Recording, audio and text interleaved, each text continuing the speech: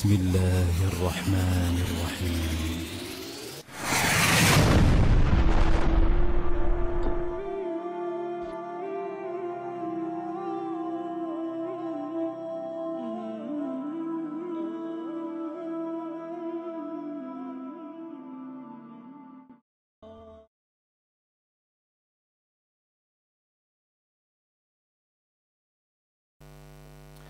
Donc, dans le prolongement de la série sur la fin des temps, on va essayer de parler d'un signe. Le signe de l'émergence de personnes incapables.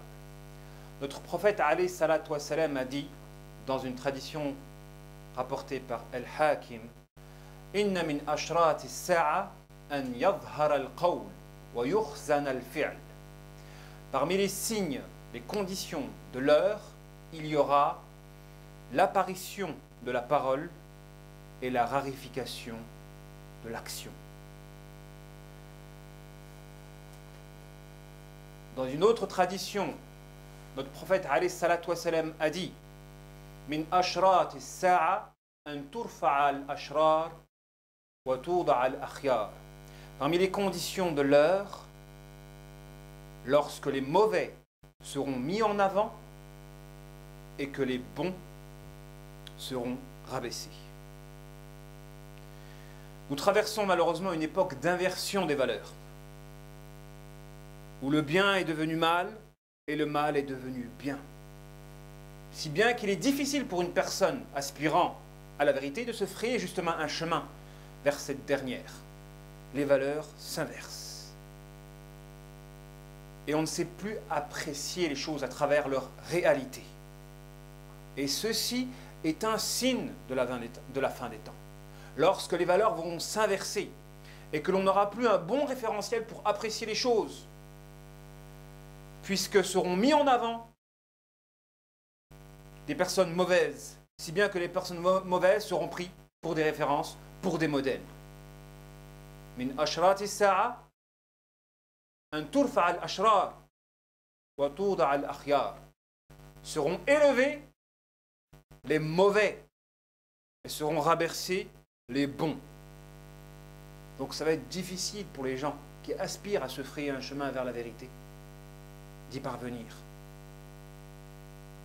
Surtout dans la mesure où les gens ne pourront pas apprécier les choses à travers un référentiel authentique.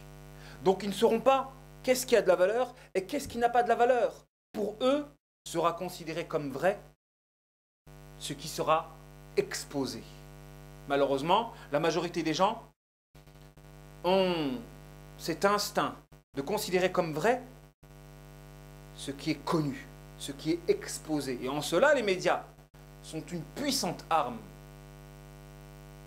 d'égarement. Dans la mesure où ils peuvent exposer, mettre en avant des personnes qui sont fausses en vue de perdre, de faire perdre la masse, d'égarer la masse, étant donné que la masse, malheureusement, a la caractéristique de considérer comme vrai ce qui est exposé, ce qui est célèbre, ce qui est connu. Mais non, il faut avoir la caractéristique du croyant d'apprécier la valeur des choses à travers un référentiel authentique, en l'occurrence le Coran et la Sunna. Et ce n'est pas parce que nous traversons une époque où les mauvais sont mis en avant, exposés, célèbres, médiatisés, possèdent le pouvoir, la gouvernance, la richesse, etc., qu'ils sont dans la vérité. C'est une épreuve pour les croyants. C'est une épreuve pour les croyants. Le croyant ne doit pas se faire avoir par le fait que des bons à rien réussissent dans ce bas monde. Des drogués, des pervers, des alcoolos qui dirigent même ce monde, les plus grands pays de ce monde, sont entre les mains de personnes égarées, perverses. Et il ne faut pas tomber dans le piège de juger à travers le succès d'apparence. C'est une fitna, c'est une tentation dans laquelle le croyant ne doit pas tomber. Parce que le croyant, justement, il a le sens de la valeur. Il sait qu'est-ce qui a réellement de la valeur et qu'est-ce qui n'a pas de la valeur. Malheureusement, à l'heure d'aujourd'hui, les valeurs se sont inversées. Si bien que les mosquées se sont vidées et que les salles de concert et les stades de foot se sont remplis. Subhanallah, nous traversons une époque où les salles de concert se remplissent tandis que les mosquées se vident. Parce que les valeurs se sont inversées. Parce que ces activités attirent. Alors que la vérité n'attire plus, malheureusement. Malheureusement, nous traversons une époque où la vérité est en train de faillir face à la fausseté.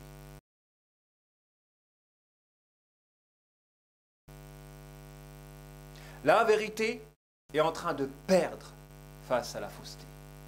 Que la fausseté se propage. Mais Allah subhanahu wa ta'ala a promis Kana haqqan alayna nasrul mu'minin. Haqqan alayna nasrul mu'minin. C'est un devoir pour nous de secourir les croyants. Allah subhanahu wa ta'ala l'a promis dans le Coran. C'est un devoir pour lui de soutenir les croyants. Les croyants ne doivent pas perdre espoir. Même s'ils sont entourés par des personnes insouciantes qui valorisent ce qui n'a pas de la valeur. Au point où les bons à rien sont exposés, les imbéciles sont exposés et qu'ils deviennent des références pour la masse, pour la jeunesse, pour les générations à venir.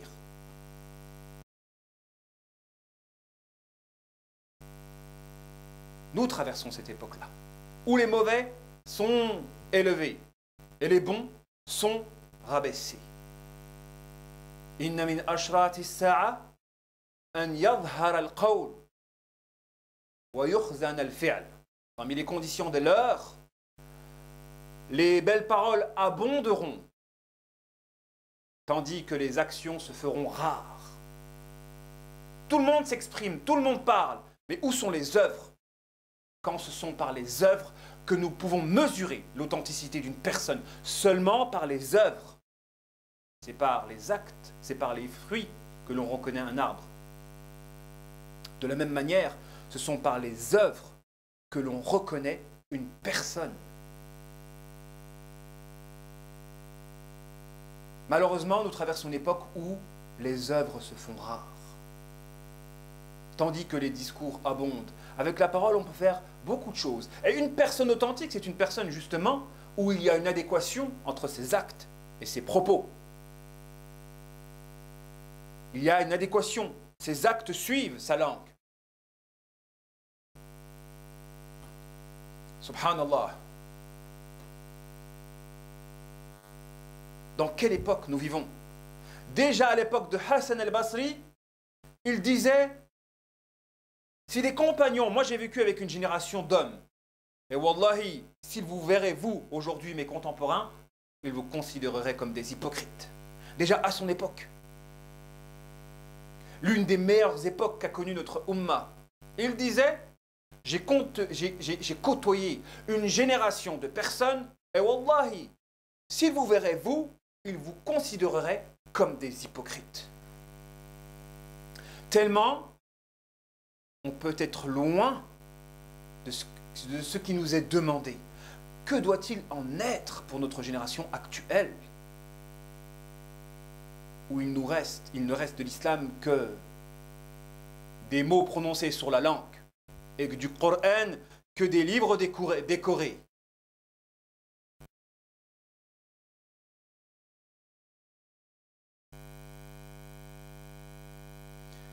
Notre prophète alayhi salatu wa salam a dit dans une autre tradition qu'authentifie le Cheikh Al-Albani, La taqumu as-sa'a hatta yakun as'ad an-nas bid-dunya al-luka ibn al-luka. L'heure n'aura pas lieu tant que la personne la plus heureuse dans ce bas monde sera un vaurien, fils de vaurien. La taqumu as-sa'a hatta yakun as'ad an-nas bid-dunya al-luka ibn al-luka. L'heure n'aura pas lieu tant que le plus heureux dans ce bas monde ne sera qu'un bon à rien, fils de bon à rien. C'est l'époque dans laquelle nous vivons, où malheureusement, les bons à rien abondent et se propagent et se multiplient. Et qu'est-ce qu'un bon à rien? C'est quelqu'un qui est incapable de faire quelque chose. C'est quelqu'un qui n'apporte rien. C'est quelqu'un qui n'est pas bénéfique. Et pourtant, dans cette tradition-là, celui qui sera le plus heureux dans ce bas monde, ça veut dire que il y aura une émergence de bons à rien qui réussiront dans ce bas monde. Une émergence de bons à rien qui réussiront dans ce bas monde. Mais comment peut-il réussir si ce n'est par la corruption? La réussite, normalement, elle doit être accordée à ceux qui ont les compétences et à ceux qui gagnent le mérite. Et vous allez trouver des personnes qui sont bons à rien et qui parviennent à réussir dans ce bas monde parce que leur seront accordées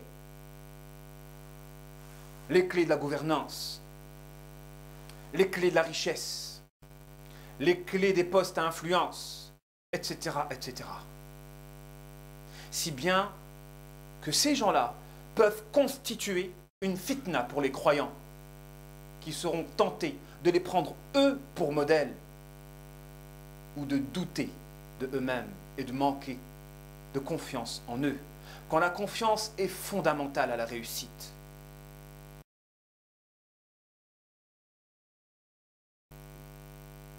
Wallahi, il faut faire attention au mélange. Parce que les ennemis de l'islam ont bien compris que pour détruire la communauté musulmane, il fallait justement créer du mélange au sein de cette dernière. Du mélange entre la foi et la mécréance, entre la sincérité et l'hypocrisie. Il faut du mélange. Avant, quand il y avait une barrière entre les musulmans et les non-musulmans, il y avait plus de chances de préserver la communauté musulmane. À partir du moment où ils ont commencé à exposer des personnes avec des prénoms à consonance musulmane, des personnes qui se revendiquent de l'islam, mais qui n'ont rien à voir en réalité avec l'islam authentique, c'est la manière pour eux de corrompre l'islam de l'intérieur, puisque c'est la meilleure manière de détruire l'islam. Le corrompre de l'intérieur, l'infiltrer, moyennant des personnes qui auront une apparence musulmane, mais qui n'auront de l'islam que justement que cette apparence. D'où la nécessité parfois d'excommunier, d'exclure, quand l'objectif est de protéger la communauté de cette confusion mentale entre le vrai et le faux. Il est nécessaire de savoir distinguer le vrai et le faux, ce qui a de la valeur et ce qui n'a pas de la valeur. Le croyant du mécréant. Parce qu'à partir du moment où tout se mélange dans la conscience, c'est la porte ouverte au gaspillage énergétique. Au gaspillage énergétique. Et quand on n'a plus d'énergie, forcément, on n'est pas fort. Et on devient vulnérable et incapable de se défendre face à un ennemi. Et c'est pourquoi que ces dernières années, il y a une émergence de personnes avec des prénoms à consonance musulmane dans les médias. On les expose. Et parfois, ils se revendiquent et assument, entre guillemets, une islamité d'apparence, en se considérant comme musulman. Oui, je suis un musulman homosexuel, je suis musulman talali, tralala. Que des oxymores. Dans le but, justement, de semer la confusion dans la conscience du croyant qui les observeront. Le but, c'est de semer la confusion, moyennant le mélange. Il est nécessaire pour le croyant de ne pas tomber dans le piège et de savoir apprécier à travers ce qui a de la valeur. Et les croyants des premières générations, ainsi ils étaient. Ils avaient le sens d'apprécier les choses à travers un référentiel authentique. Ils savaient ce qui avait de la valeur. Nous, à l'heure d'aujourd'hui, on a un problème, on ne sait pas ce qui a de la valeur. On est dispersé et on n'arrive pas à totaliser notre aide, c'est-à-dire à capitaliser notre énergie. On gaspille notre énergie parce que nous sommes des êtres dispersés, autant dans notre individu que dans le groupe que l'on peut constituer, puisqu'il n'y a pas d'unité. S'il n'y a pas d'unité dans le groupe, on est dispersé. S'il n'y a pas d'unité en notre être, on est dispersé. Et pour réussir, il faut réunir justement ces deux unités-là. L'unité individuelle et l'unité collective. Et les croyants authentiques sont des gens qui ont le sens de la valeur, qui savent qu'est-ce qui a de la valeur et qu'est-ce qui n'a pas de la valeur, et qui ne se fient pas uniquement aux apparences.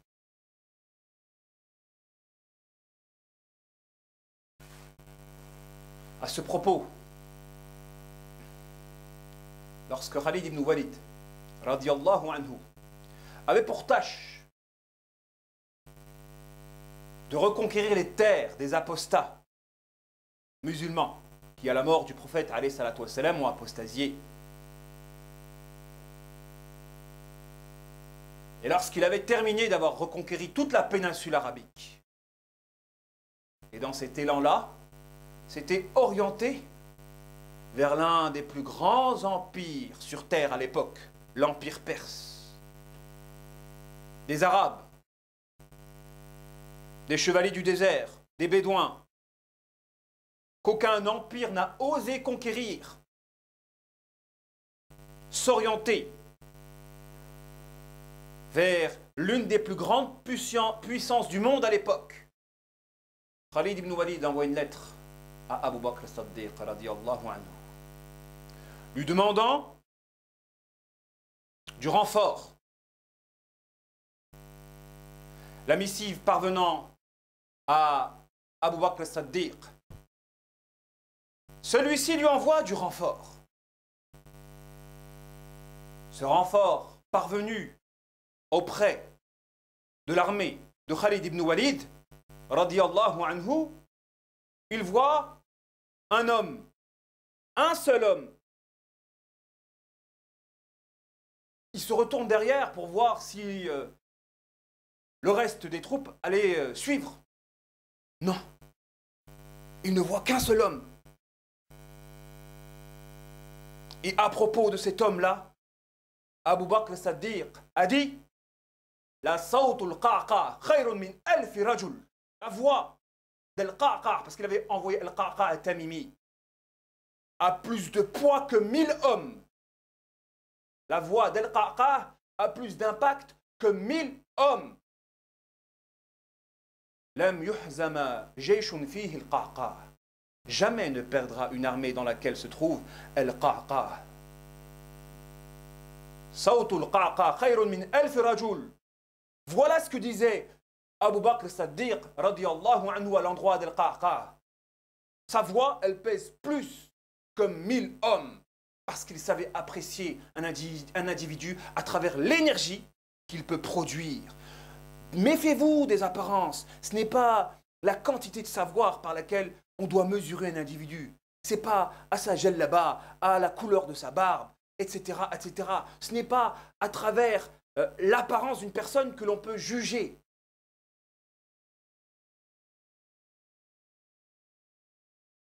Mais c'est à travers l'énergie qu'il peut produire.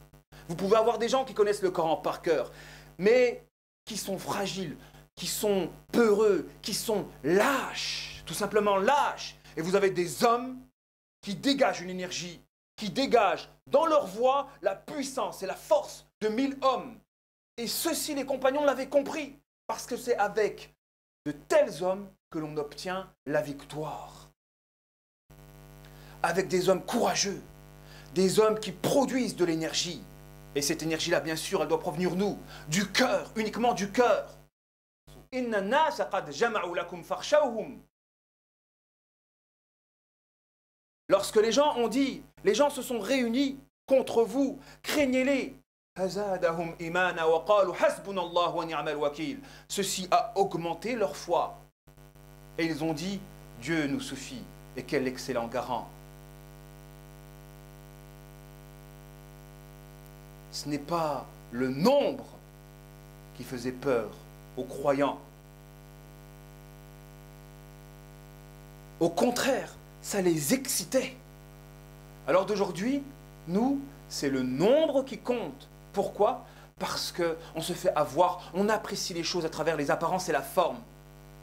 Tandis que le véritable croyant, lui, apprécie les choses à travers un référentiel authentique. Le Coran et la Sunna. Et il est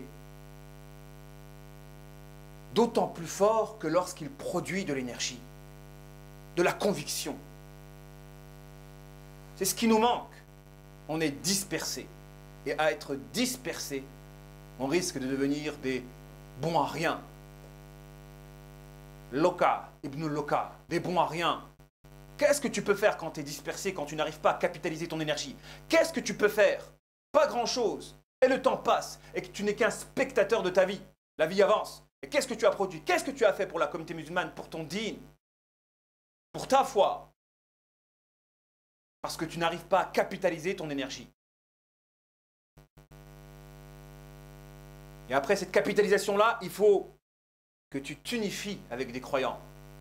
Voilà la conception qu'avaient les compagnons du prophète, alayhi salatu wassalam, en s'orientant vers les plus grandes armées sur terre, en envoyant des hommes qui produisaient de l'énergie, des hommes courageux, des hommes forts, pas des hommes qui ont une apparence musulmane, mais qui sont lâches à l'intérieur. Et nous, on risque d'apprécier, de les apprécier, de les mesurer à travers l'étendue de leur savoir, alors que ce sont des lâches. Méfiez-vous des apparences. Ce n'est pas à l'apparence que l'on mesure de la force d'un individu, mais c'est à la lumière qui sort de son cœur et c'est à son énergie. Et la voix d'un homme pesait plus de poids que 1000 hommes aux yeux de Abu Bakr as-Siddiq. Et résultat des faits, ils l'ont emporté contre la plus grande armée du monde à l'époque. L'une des plus grandes armées du monde à l'époque, ils l'ont emporté. Parce que la voix d'un homme courageux et déterminé et enragé dans un champ de combat, ça attise la force de tous les autres croyants dans ce champ de bataille. Et il l'avait compris. Il l'avait compris. Donc, plein de personnes, mais tous peureux, ne valent pas un homme courageux.